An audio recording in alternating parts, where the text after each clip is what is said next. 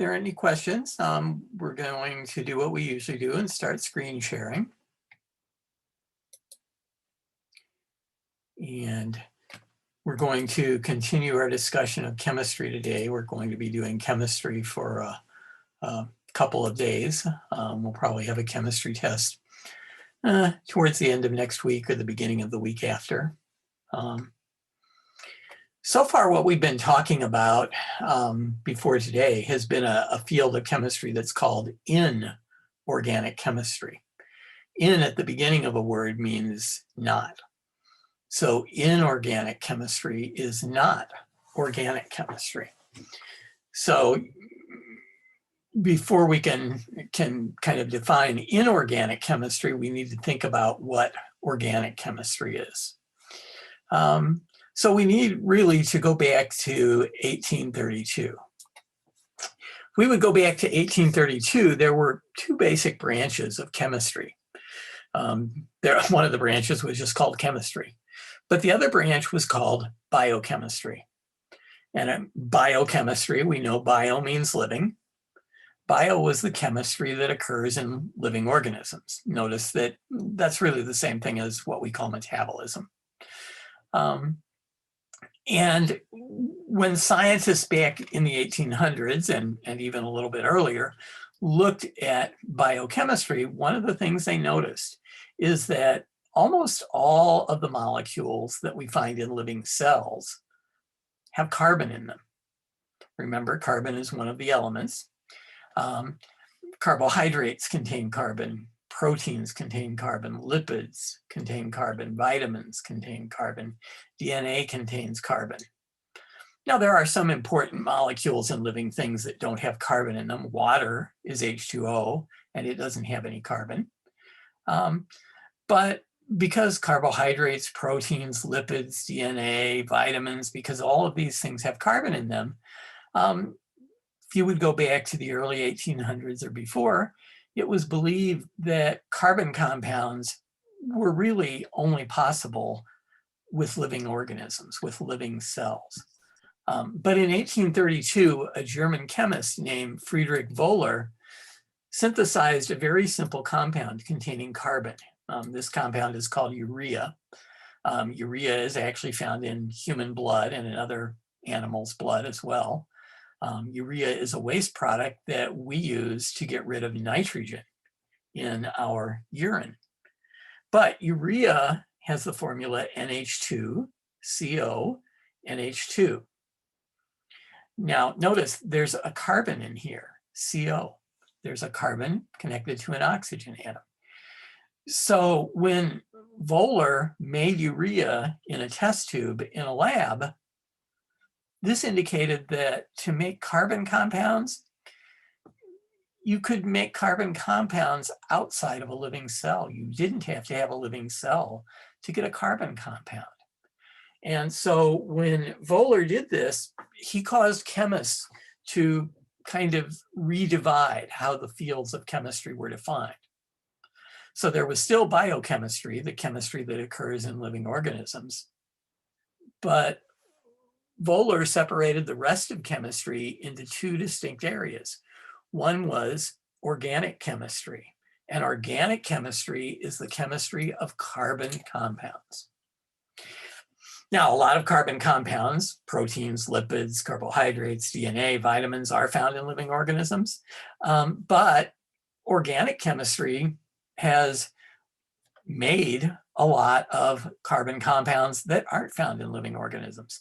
All the things that we think of as plastic are carbon compounds that are produced in organic chemistry. Plastics don't occur in nature, but they do contain carbon as well as some other elements. But this means that when we think about any type of plastic that is found in clothing, so things like nylon, rayon, Dacron, Orlon, notice they all N-O-N, all of these are plastics. So is polyester, that's a plastic. A lot of containers that we use are made of plastic. Many of them are made of something called polypropylene. all the plastic bags that we see. So there are a lot of different plastics, depending on how these plastics are constructed. They have different properties. Some of them are more flexible, some of them are more rigid, some are stronger. There is one common problem with most plastics. Plastics are compounds that are essentially made in a chemical lab. And because they're made in a chemical lab, this means that living organisms don't really eat them or break them down very easily. So because of this, most plastics form a type of pollution that lasts a long time. They don't break down very quickly in landfills like old food or old cotton clothing would. In the ocean, they don't break down. They sometimes get eaten by fish who then get eaten by people. So organic chemistry is important for us because organic chemistry is the chemistry of carbon compounds. And carbon compounds make up proteins, carbohydrates, lipids, DNA, vitamins. So when we look at biochemistry, we're mostly going to be studying organic chemicals. So before we can do this, we need to think about how molecules are held together. So far, all I've told you is that atoms are held together by something called chemical bonds between the atoms. And we need to look at the different types of chemical bonds because these different types of chemical bonds are going to give the molecules that we're looking at certain properties that are important when we think about how they work in living organisms. Now, if you would take a chemistry class, there are lots of different types of chemical bonds. We only need to focus on 3 of them. We'll talk about a 4th type a little bit later. But in a chemistry class, there are several other types of bonds that you might talk about. So when we think about bonds, the first thing we want to discuss is the number of bonds. And the first thing we want to keep in mind is that when we look at atoms of any element, whether it's hydrogen, helium, carbon, nitrogen, uranium, whatever element it is, they tend to always form the same number of bonds. And this is a property that's going to be very useful to us. If we think about some of the elements that are most common in organic compounds, hydrogen atoms make 1 bond. And keep in mind, we're talking about what's the most common situation. When we talk about the number of bonds, there are almost always some exceptions. Now, the exceptions may be very rare, but we do want to keep in mind that, there aren't very many things we can say about nature that are always true. Oxygen atoms form 2 bonds. Nitrogen atoms form 3 bonds. And carbon atoms form 4 bonds. If we look at some of the other common elements, sulfur atoms are fairly common. They tend to form 2 bonds like oxygen. So when we look at bonds, there's a couple of different ways that we can think about bonds. We can think about how many connections there are between 2 atoms. And when we think about the connections, notice that the connections are made through the outer part of the atoms. And if you remember, when we looked at the structure of an atom the other day, in the very center of the atom, in the nucleus, we have protons and we have neutrons. And the very outside of an atom is the electrons. So bonds are connections through the electrons. And in particular, bonds are connections through the electrons on the very outer edge of the atom. And these outer electrons are called valence electrons. So we're going to be talking about valence electrons today. So if we talk about something called a single bond, there's 1 bond connecting 2 atoms. And keep in mind, one way to think about this is, as I said the other day, think about a bond like 2 people holding hands. This is 2 atoms kind of holding electrons, if you want to think of that. But we can also have a double bond, which means there are 2 bonds. The 2 bonds have to be between the same atoms to call it a double bond. So this would be like you holding your right hand and your left hand with the same person. And we can even have triple bonds. I'm not sure you can make a triple bond unless you're an octopus. So in a triple bond, we have 3 bonds between the same 2 atoms. In nature, triple bonds are pretty rare, but they do happen occasionally. But we'll see a lot of single bonds and a lot of double bonds throughout the semester. Now, atoms have to have the correct number of bonds. So for instance, oxygen atoms typically have 2 bonds, but they can get those 2 bonds in different ways. An oxygen atom can make 2 single bonds with 2 different hydrogen atoms. And this is what happens in a molecule that we call water. So we have an oxygen represented by our red circle with the O in it. Remember that O is the chemical symbol for oxygen. So when we label atoms, we usually use their chemical symbols. I'm not sure why. Maybe it's because when things burn, they're combining with oxygen, but oxygen is often represented by the color red. And in a molecule of water, H2O, oxygen makes a single bond with 1 hydrogen atom here on the left, and it makes a single bond with a second hydrogen atom here on the right. So notice that in water, we have H2O for the formula. So when we draw a molecule of water, we have to have 2 hydrogen atoms and we have to have 1 oxygen atom. Now notice that each of our hydrogen atoms have 1 bond, and up above, we said that hydrogen atoms are typically going to make 1 bond. Our oxygen atom has 2 bonds. So in this case, oxygen gets its 2 bonds by having 2 single bonds to 2 different hydrogen atoms. But as long as oxygen has 2 bonds, it doesn't necessarily matter whether it gets those 2 bonds by having a single bond to a hydrogen and a single bond to another hydrogen, or by whether it gets its 2 bonds by having a double bond. So water is oxygen, it has 2 single bonds, but if we look at a molecule of O2, oxygen gas, O2 only has 2 oxygen atoms in it. And since oxygen needs 2 bonds, the oxygen atoms form a double bond with each other. Notice when we have a double bond, we have 2 lines connecting the atoms. If we have single lines, single bonds, we only have a 1 line connecting the atoms. So oxygen gets 2 bonds with a double bond. Oxygen gets 2 bonds if it has 2 single bonds. So either way, the oxygen has 2 bonds, it's good. And the same thing is true for carbon. Carbon has 4 bonds normally. So carbon can have 4 single bonds, or it can have 2 single bonds and a double bond, or it can have 2 double bonds. But however the bonds are connected to a carbon atom, there need to be a total of 4 of them. So we want to keep in mind that we can have different combinations of single bonds, double bonds.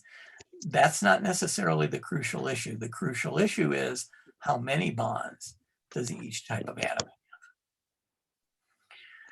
So what type of bonds do we have? Well, one type of bond that we have that's fairly common in the molecules and living things is something called an ionic bond. Now remember we talked about ions the other day, and ions are atoms that either lose electrons, and if they lose electrons, they become a positive bond, a positive ion, I'm sorry, or they gain electrons, and if they gain electrons, they become a negative ion. So when we have things that have a positive charge, like a positive ion, and a negative charge, a negative ion, I don't know if it's true on Match.com, but with chemicals, opposites attract. So things with positive charges attract things with negative charges. The two of them go together. If you've ever played with magnets, think of the two ends of a magnet that attract each other. Because really electrical attraction and magnetic attraction technically are the same thing. So this means that when we have a positive ion and it gets attracted to a negative ion, they're held together. And this is called an ionic bond.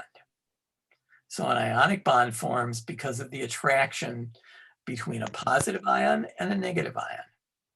And one example of this that you've heard of is in what we sometimes call table salt. Table salt has the formula NaCl. Now, what's not obvious from looking at the chemical formula is that the Na is actually a positive ion. It has a charge of +1. Remember, we don't write the 1. Chlorine is actually a negative ion. It has a charge of -1. Again, we're not writing that 1. So those opposite charges cause them to be attracted to each other. This is what causes them to clump together to make salt. So this is an ionic bond. We do have some ionic bonds in organic compounds and the type of compounds that we'll talk about in living organisms. But in general, most of the bonds that we find in living organisms, in the molecules in our bodies or a dog's body or a blade of grass or a mushroom, are something called covalent bonds. Co means with. If you cooperate with someone, you operate with them. Valent refers to those valence electrons, those electrons in the very outer edge. So covalent bonds involve sharing electrons. Ionic bonds basically involve a transfer of electrons. The positive ion loses an electron to the negative ion. Now, there are two different types of covalent bonds. There are polar covalent bonds and there are non-polar covalent bonds. When you think of polar covalent bonds, think of the Earth with the North Pole and the South Pole. The North Pole and the South Pole are different from each other. Polar bears live at the North Pole, penguins live at the South Pole. You know, you saw those, whatever they are, Rudolph the Red-Nosed Reindeer specials. I hate to disillusion you, but penguins and polar bears don't really run into each other too often. So things that are polar have two different ends, like the North Pole and South Pole of the Earth. Non-polar covalent bonds are not polar. It means they're pretty even all the way across the bond. So let's think first about polar covalent bonds, because polar covalent bonds are kind of like ionic bonds, not quite, but kind of. Now, when we look at atoms, one of the things that we can measure about atoms is something called their electronegativity. And electronegativity is a measure of how strongly an atom pulls on electrons. So something with a high electronegativity pulls on electrons very strongly. Something with a weak electronegativity doesn't pull on electrons very strongly. Now, keep in mind, a high electronegativity, the highest electronegativities for all of the atoms are somewhere around 4. The lowest electronegativities are a little bit less than 1. So we're talking about a pretty limited scale from about 1 to 4. So numbers near 1 indicate atoms that don't pull on electrons very much. Numbers near 4 indicate atoms that pull on electrons very strongly. Now, all the atoms of an element have the same electronegativity. So, for instance, carbon atoms have an electronegativity of 2.5. All carbon atoms have an electronegativity of 2.5. Hydrogen atoms have an electronegativity of 2.1. all hydrogen atoms have an electronegativity of 2.1. So in a polar covalent bond, we have a bond between two atoms that are atoms of different elements. So for example, in water, where we have a bond, remember if we go back in our water molecule, we had a bond between an oxygen atom and a hydrogen atom. So this is going to be, it's not an ionic bond, so it's going to be a polar covalent bond. One of the atoms, in the case of water, it's oxygen. One of the atoms pulls on the electrons more strongly. And since it pulls on the electrons more strongly, you could think of the electrons as being closer to that atom or spending more time around that atom. And since the electrons are by that atom a little bit more, it kind of has a negative charge. Now, it's not a complete negative charge like we find in a negative ion.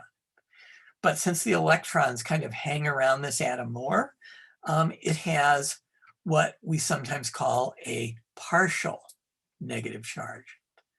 And we indicate this with the Greek letter delta. So in water, oxygen has a delta minus charge. It has a partial minus charge. It doesn't have a complete negative charge, or we would just have a negative sign by the oxygen. We wouldn't have that delta there at all. The atom that has the weakest pull of the two on the electrons has a partial positive charge.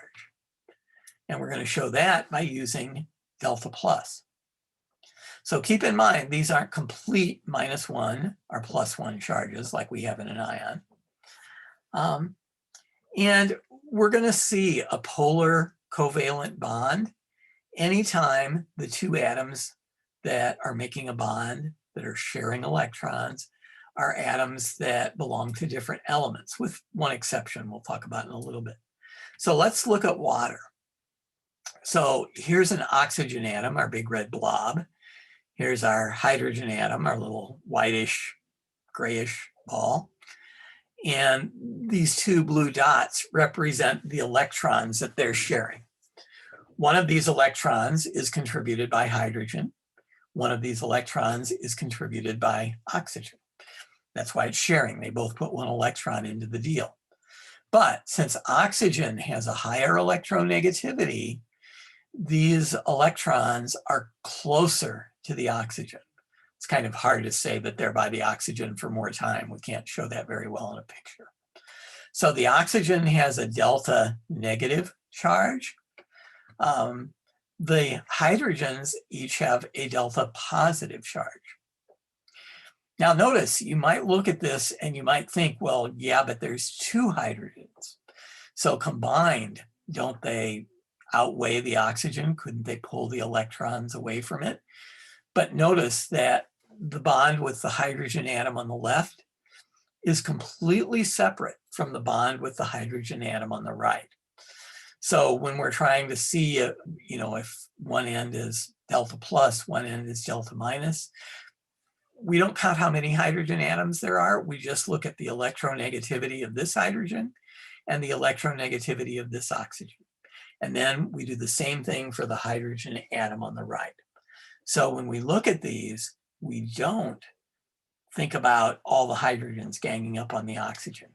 These are single bonds, so each bond is between one hydrogen and that oxygen atom.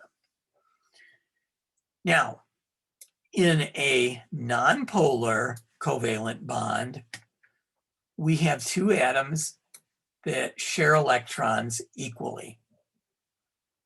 And this is because when we look at the two atoms have the same pull on electrons, or remember that pull on electrons is what we're calling the electronegativity. So when do we see nonpolar bonds? And think of nonpolar as meaning no pull. Notice in nonpolar covalent bonds, the electrons are shared very equally. Well, this happens if we have bonds between two atoms of the same element. So if we have a bond between two carbon atoms or between two oxygen atoms, so for instance, those double bonds that we looked at back here in O2, even though it's a double bond, each of these double bonds is a bond between the oxygen atom on the left and the oxygen atom on the right. So this means that when we look at this bond, both of those bonds here are nonpolar covalent bonds. Now, there is one important exception to this rule. And this is the fact that carbon and hydrogen have electronegativities that are very close. So even though they're two elements, when carbon and hydrogen make a bond, they make something called a nonpolar covalent bond. So we want to keep carbon and hydrogen in mind because this is going to be an exception. And it turns out that carbon to hydrogen bonds are very common in carbohydrates, lipids, proteins, DNA, vitamins, the type of molecules that we find in living things. So we want to remember that carbon and hydrogen bonds are nonpolar covalent bonds. Now, chemists actually have a scale where they compare the electronegativity of the two elements, the two atoms that are making a bond, and they take the atom that has the biggest electronegativity and they subtract the smaller one, and they see what the difference is. And this scale, they don't show the endpoints, but it really goes anywhere from about 0 to 4. Well, if we have a bond between two hydrogen atoms, hydrogen has an electronegativity of 2.1. So if we have a bond between two hydrogen atoms, this would be 2.1 minus 2.1, which is 0. So that would be over here on our number line. So that would be a nonpolar covalent bond. Carbon has an electronegativity of 2.5. Hydrogen is 2.1. So if we subtract the smaller number from the bigger, we get 0.4. And 0.4 is right on the boundary. If we get a number of 0.4 or less, 0.3, 0.2, 0.1, 0, then that's a nonpolar covalent bond. When we do our subtraction of the electronegativities, if we get a number between 0.4 and about 1.8, some people say 1.7, we won't quibble, that's a polar covalent bond.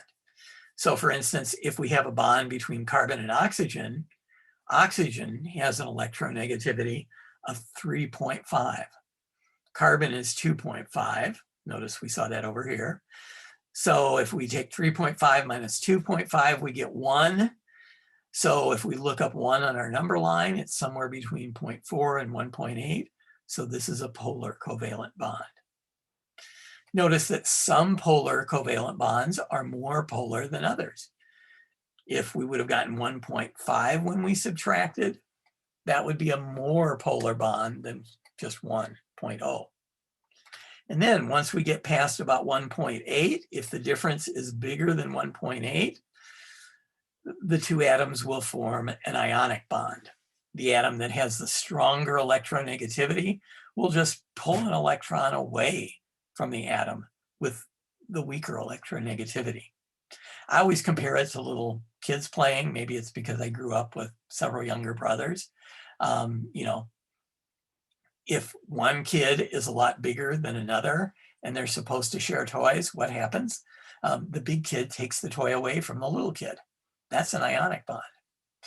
If the two kids are kind of close in size or strength, the bigger kid has to share with the littler kid, but the bigger kid still hogs the toy. That's a polar covalent bond. If you've got two kids and they're identical twins, they're the same size, they're the same strength, that's a nonpolar covalent bond. So when we look at the molecules in living cells, what we have to keep in mind is molecules like proteins and DNA and carbohydrates can be hundreds or thousands or sometimes even millions of atoms in size. And all the bonds are the same. There's a mixture of polar bonds, non-polar bonds, ionic bonds. So since there's a mixture, what we see is different regions of the molecule might be mostly polar or mostly non-polar. There aren't a lot of ionic bonds, so we don't usually have any regions of big molecules that are completely ionic. But whether something is polar or non-polar in particular is important in organic molecules. Because let's go back where we were a moment ago. Notice that oxygen, if you think about it, oxygen is making polar covalent bonds here. So oxygen, water, oxygen is the electronegative atom. So water is polar. Now this is important because if we look at your body, you have more water molecules in your body than any other type of molecule. Not just you, but if we look at living organisms in general, living organisms contain more water molecules than any other type of molecule. So as a consequence, it's very important whether chemicals that are in your body will mix with water very easily or dissolve in water, or whether they won't mix with water. If you've ever seen oil and vinegar dressing, oil is non-polar. Vinegar actually has a lot of water in it, but vinegar is polar. And with most oil and vinegar dressings, if you let them sit for a while, what happens? The oil layer separates out and floats on top of the vinegar layer. So things that are mostly non-polar don't mix very well with water. And since water is the most common molecule inside your body, this is very important. So let's think about what consequences this has. We've got mostly covalent bonds, a few ionic bonds, a few other types of bonds that we'll talk about. But as we just said, some of these bonds are polar, some of these bonds are non-polar. So if we look at a big molecule, something with thousands, millions of atoms, some parts have mostly polar bonds, and there's other parts that are mostly non-polar. If we have an area where we have mostly polar bonds and ionic bonds, this makes either the whole molecule, if there's enough of them, or at least the part of the molecule where they're found, hydrophilic. Hydrophilic means water loving. Hydro means water, philic means loving. And so if we have a complete molecule that's hydrophilic, it'll mix with water. Or if we have a big molecule and parts of it are hydrophilic, the hydrophilic parts will mix with water. The other parts might not if they're hydrophobic. So the same thing applies for hydrophobic. A phobia is a fear. So I don't think molecules really fear each other or love each other if we're talking about hydrophilic. But hydrophobic molecules don't mix with water very well. They don't dissolve in water. So if we have a complete molecule or if we have a part of a molecule and it's hydrophilic or hydrophobic, this is going to be crucial because hydrophobic things won't mix with water, and water is the most common molecule in your body. Hydrophilic things will mix with water. Now, how important is this? Well, let's look at a very common genetic disease, and let's look at how hydrophobic and hydrophilic play a role in this disease. So let's look at a disease called sickle cell anemia. And sickle cell anemia is caused because of a mutation, a change in the DNA. And it's a mutation in the DNA that makes the instructions for a protein. And this protein is called beta hemoglobin. So if you have normal beta hemoglobin, most people have 3 letters in their DNA. We'll see what all these letters mean later as we go along. They have 3 letters in their DNA called CTC. Now, your DNA is really the instructions to make protein. But your DNA is not what carries those instructions to the parts of the cell that make protein. Instead, what we do is we transfer the information that's on the DNA to another molecule in your cell called messenger RNA. And if the DNA is CTC, the messenger RNA will be GAG. And when the messenger RNA that says GAG gets to the ribosome, which is where your cells build their proteins, the ribosome will add an amino acid that's abbreviated GLU, glutamic acid, to this protein, beta hemoglobin. Now, beta hemoglobin is kind of an average sized protein in your body. Beta hemoglobin is about 150 amino acids long. Now, what we're looking at right now is just one of these amino acids. So let's suppose you have a mutation. Now, a mutation is something that changes the DNA. So notice here the mutation is to this T here in between the 2 C's. And that T is changed to an A. When that DNA is changed from a T to an A, it changes our messenger RNA. The messenger RNA in the original DNA, in the normal DNA, was GAG. Now it's GUG. And instead of putting an amino acid called glutamic acid into the protein, it puts an amino acid called valine in the same spot. So this is one of, as I say, about 158 amino acids. Actually, I think 150, I think 148 exactly. Now, this causes a problem because glutamic acid is a polar amino acid. Valine is nonpolar. So this part of the molecule where glutamic acid is normally found, keep in mind that although molecules are very small, they do have a 3-dimensional shape. So imagine a molecule that's shaped like the body of a person. You could shrink this person down.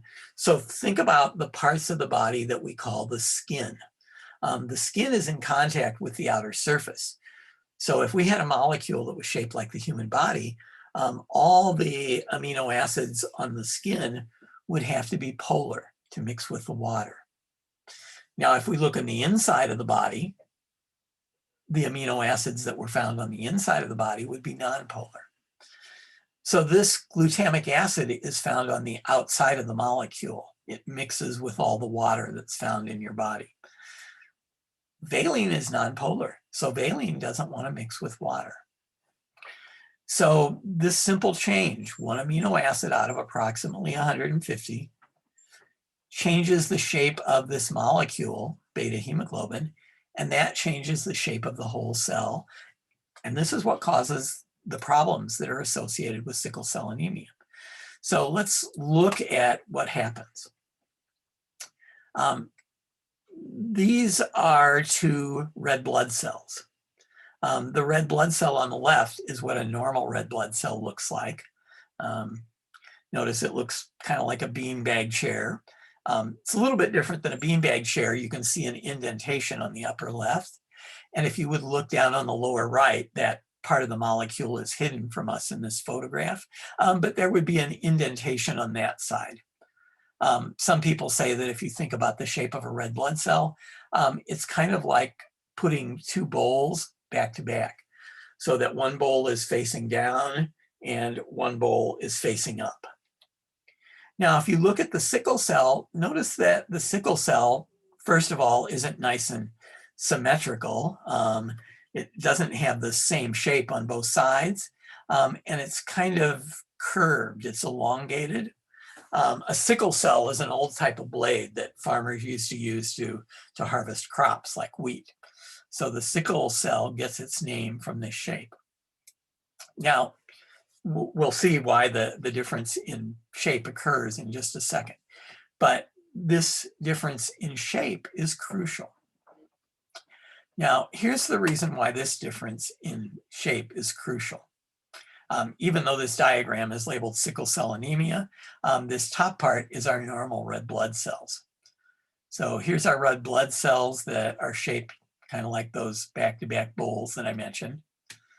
And here's the thing, if we look at the very smallest blood vessels in your body, the very smallest blood vessels in the human body are something called capillaries. Capillaries are so small that these red blood cells can just barely squeeze through them. It's a tight squeeze. Red blood cells are a little bit flexible, so you can see they get squeezed out of shape a little bit.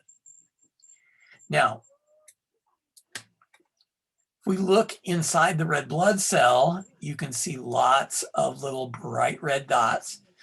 These are all the hemoglobin molecules. Now, all the hemoglobin molecules are spread out throughout the cell. Let's contrast this with something that happens for a person with sickle cell anemia. In sickle cell anemia, usually there are some normal shaped cells, and there are some of these long sickle cells. Well, let's think about these long sickle cells for a moment.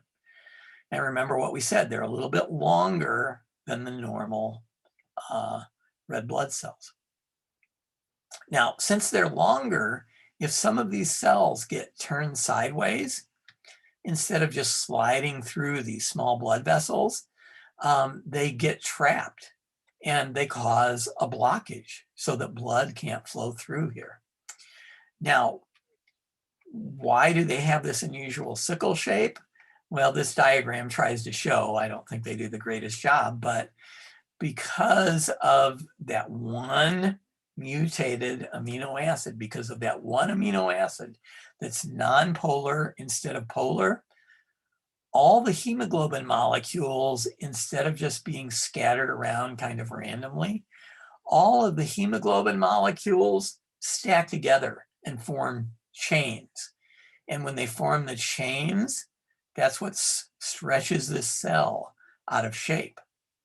But because all the hemoglobin is in long chains, it also means these cells are kind of stiffer and more rigid. They don't have as much flexibility. So when they kind of start to get stuck, they don't bend as easily, so they can't get through the smallest blood vessels. So what does this mean? Well, this means that if we go past this blood vessel where we can see some blockage occurring, we don't have red blood cells getting to this area that would be down here. Now, why does that matter? Because red blood cells distribute oxygen to the cells of your body. We know that the reason that you breathe is to pick up oxygen. You get oxygen from the air that you inhale, and that oxygen comes in through the lungs. Blood circulates through your lungs. When the blood's going through the lungs, the hemoglobin picks up oxygen. And then as the blood circulates through the rest of the body, the hemoglobin drops off oxygen.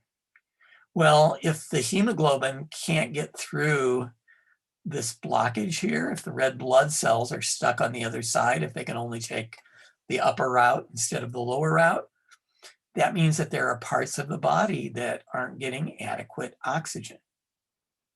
And cells that don't get adequate oxygen can literally die from not getting enough oxygen. This is one of the things that happens in a stroke or a heart attack. Now, in a stroke, the flow of blood is blocked to the brain. In a heart attack, the flow of blood is blocked to the heart.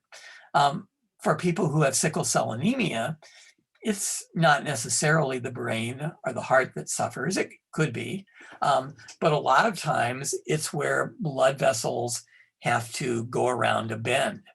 So a lot of times it's in joints like the elbow or the knee. It's a place where a blood vessel has to bend, because a lot of times where the blood vessel bends, the blood vessel narrows a little bit. And for these long cells that are a little bit longer than normal, sometimes it's hard for them to make it around the curve.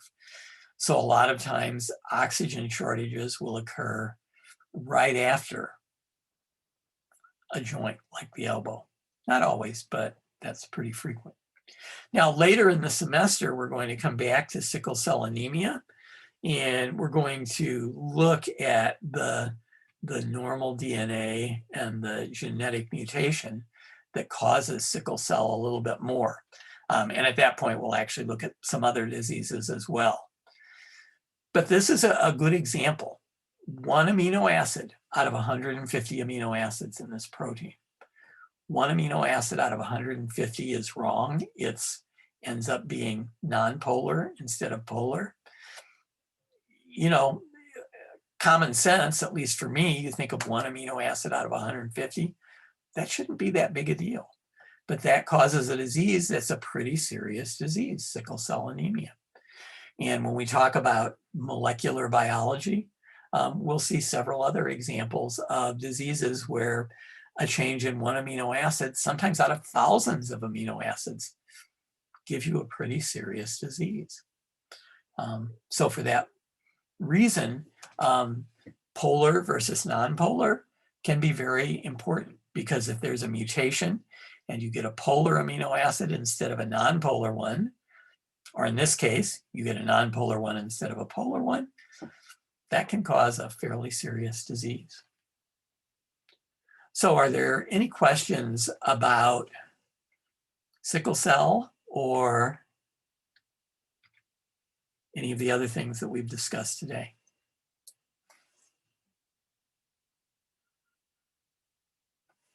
Okay, if not, I'm going to stop screen sharing.